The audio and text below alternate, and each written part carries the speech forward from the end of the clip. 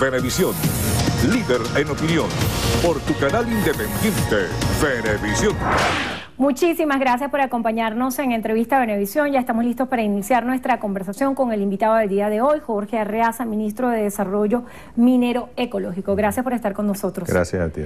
Muy interesante su presencia en el estudio el día de hoy, sobre todo porque quisiera que contextualizáramos, mientras estamos en desarrollo en esta entrevista, hay un grupo de venezolanos, representantes de la oposición venezolana y venezolanos en general, quienes están en el marco de una jornada de protestas que lleva ya 4 semanas. Ha dejado como saldo lamentable, personas fallecidas, heridos, detenciones. Yo quisiera que me diera la interpretación del momento político que vive hoy Venezuela, cuando el presidente de la República señalaba que se vivían horas cruciales y que también la oposición venezolana ha fijado estas jornadas de protestas como determinantes para el futuro de Venezuela.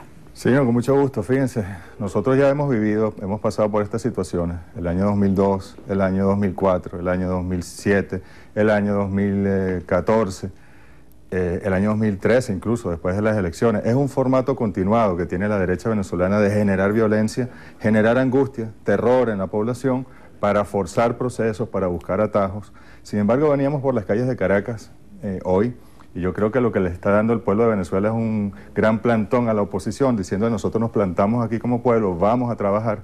Aquí están camarógrafos, asistentes, maquilladores, trabajando como debe ser, aquí y en todas partes de Caracas, y los reportes que tenemos del resto de las ciudades de Venezuela. Yo creo que es muy importante que trabajemos, que estudiemos y que desde el punto de vista político la oposición venezolana entre por el carril de la ley y se siente, como ha dicho el presidente Maduro, en la mesa de diálogo y busquen allí, en conjunto, hablando las opciones para el futuro y no seguir forzando situaciones.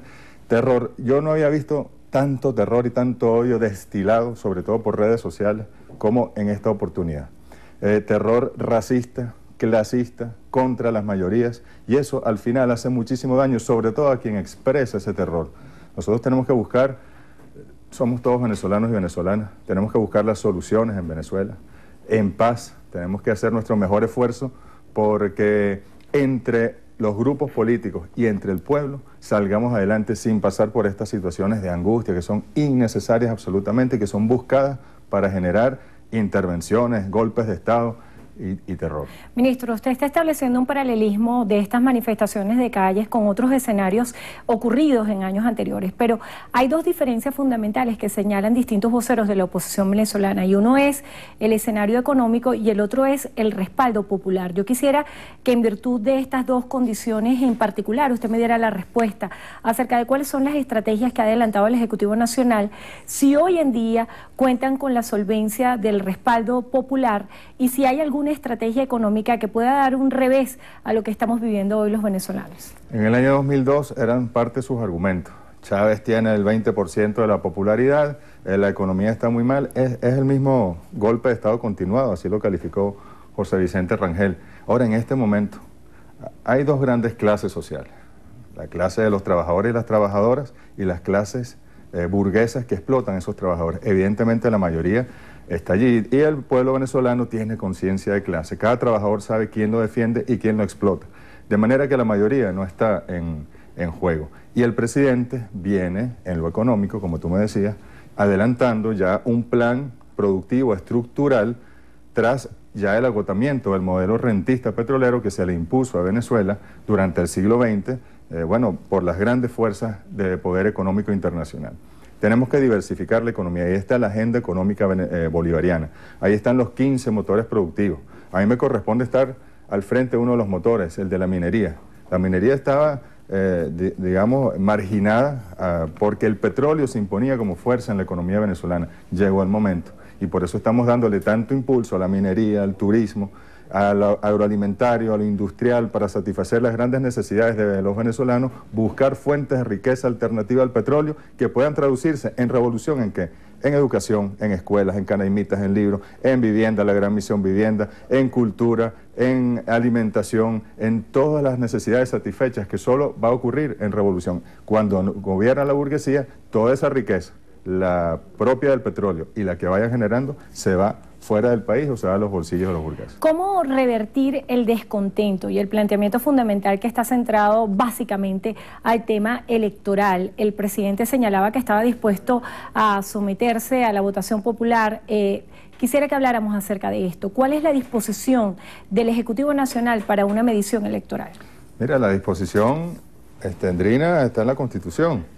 El año pasado no hubo elecciones de gobernadores porque la derecha venezolana presionó al CNE por un referendo revocatorio que finalmente no tuvieron cómo organizarlo. La validación de los partidos políticos que debía haberse hecho el año pasado, la misma oposición pidió que se pasara para este año. De manera que las elecciones de gobernadores y gobernadoras no se hicieron el año pasado porque la derecha venezolana presionó por otros procesos. Este año, el presidente lo ha dicho, está esperando que el CNE convoque las elecciones que corresponden, pero es más, le ha dicho a la derecha venezolana, dejen de estar angustiando al pueblo y generando terror y muerte, siéntense, a pesar de que le han dicho lo que le han dicho al presidente, de que esto es una dictadura, una tiranía, de esto y lo otro. El presidente ha dicho, les vuelvo a extender la mano. Creo que es la duodécima vez que lo dice en los últimos días. Les vuelvo a extender la mano, siéntense en el diálogo.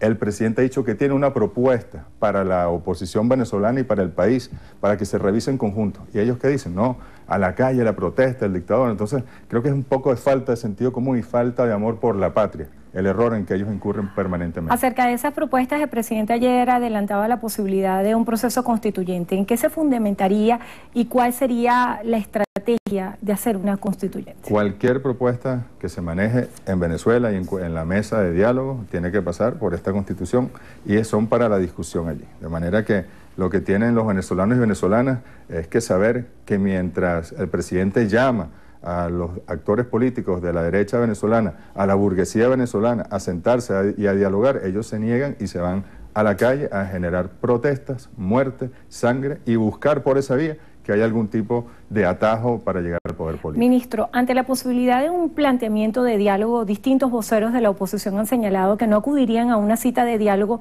si no hay un cumplimiento de los acuerdos previos, y dentro de esos acuerdos que están establecidos y que plantea la oposición venezolana está la liberación de los presos políticos, abrir un canal humanitario, también la convocatoria a un proceso de elecciones.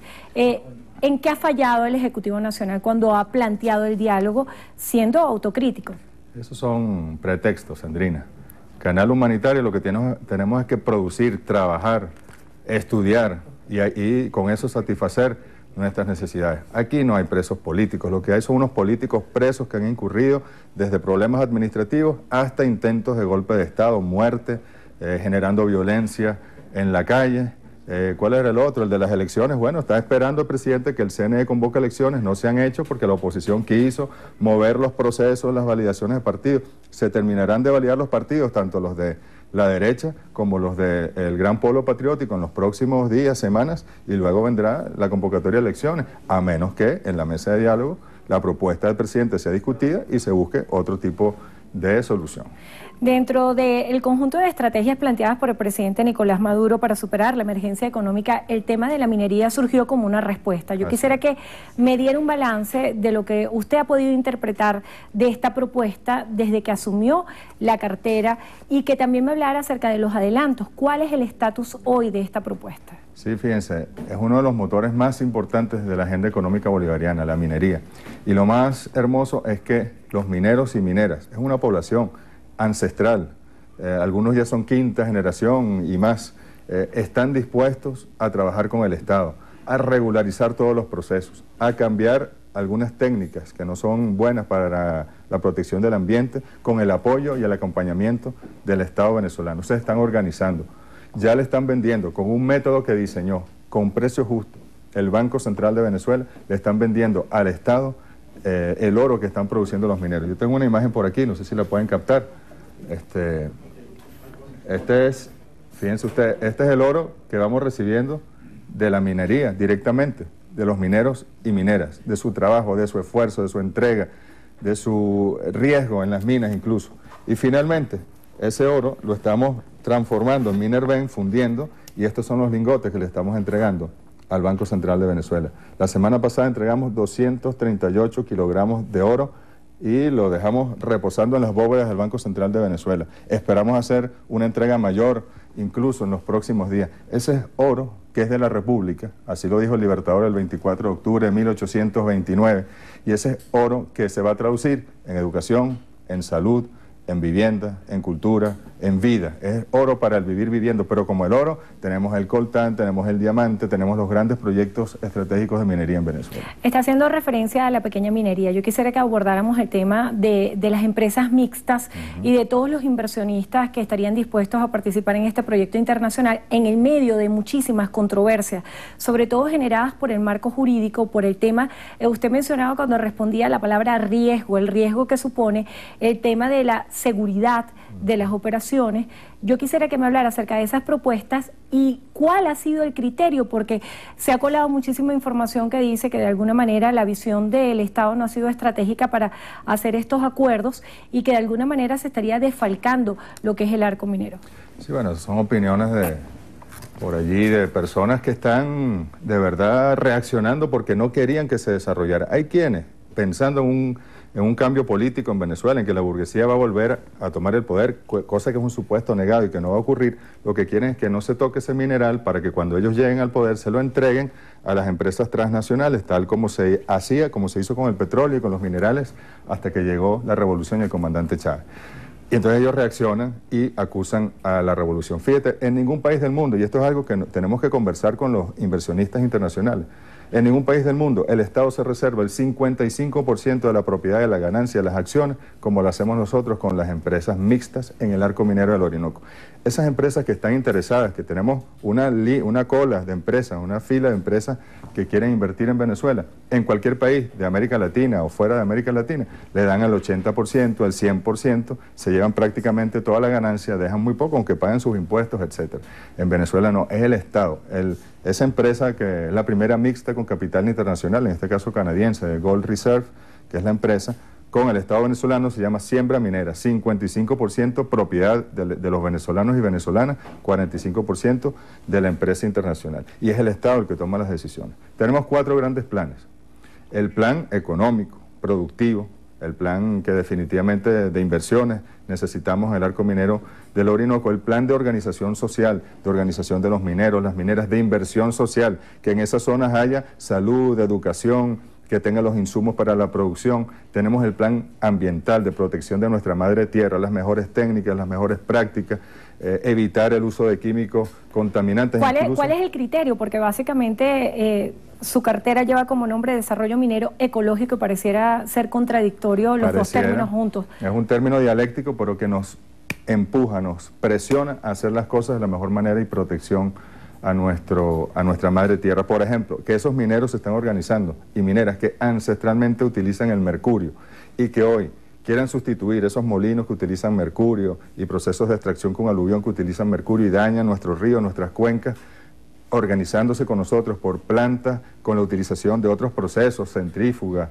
hídricos, incluso por gravedad, por distintos tipos que no tienen impacto ambiental o que es muy bajo el impacto ambiental, ya es una buena noticia. Que estas empresas internacionales les digamos nosotros, vengan, pero en esa zona donde ya vamos a participar, donde vamos a explorar y a explotar, hay una intervención ya, ilegal o histórica, tenemos que remediar primero, tenemos que reforestar y después en las otras zonas vamos nosotros a intervenir. Parece mentira y nosotros le hacemos un llamado a los grandes grupos ecológicos, ecologistas, proteccionistas del ambiente, a que vengan y dialoguen con nosotros. Más bien, la intervención del Estado con un proyecto estratégico nacional desde el punto de vista ambiental y social puede más bien regularizar y proteger al pueblo y a la naturaleza como nunca antes ha ocurrido en el caso venezolano. El arco minero representa el 46% del Estado Bolívar y el 12% del territorio nacional. Sí, ¿Cómo garantizar que este espacio va a ser resguardado y que el criterio con el que se están haciendo todo este tipo de proyectos va en pro de Venezuela?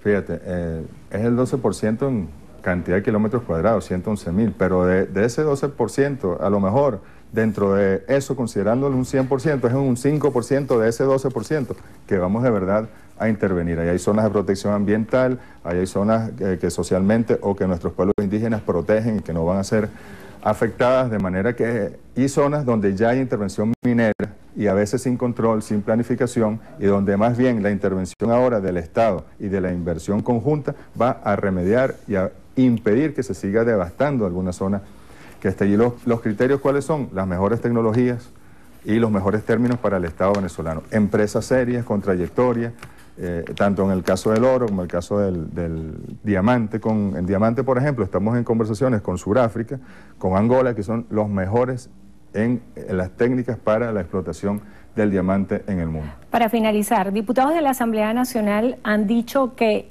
llevar adelante estos proyectos no cuenta con el respaldo legal y sobre todo con el resguardo jurídico internacional. ¿Qué le responde?